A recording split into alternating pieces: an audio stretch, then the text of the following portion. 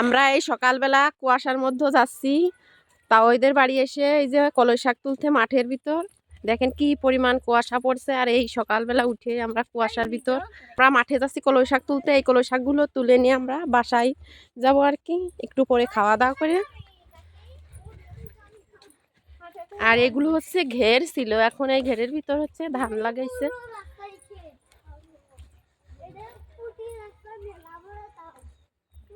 দেখেন কি পরিমাণ কুয়াশা পড়ছে। আর এই দেখেন আমার তাওই কিভাবে ঘিরিয়ে দিয়ে থুইছে। আমরা এখন কিভাবে যাচ্ছি, এই সবাই সাবধানে নামো, পড়ে যাবা, নাম পড়ে যাবা না। এখন এই তো আমরা কলই শাকের বুইতে চলে আসছি। দেখেন কি সুন্দর আগা, একদম টাটকা দেখেন। আর এই কলই শাক দিয়ে যে কোনো মাছ দিয়ে, তারপরে টাকি মাছ দিয়ে, শুটকি মাছ দিয়ে চচ্চড়ি করলে খেতে সেই স্বাদ হবে না।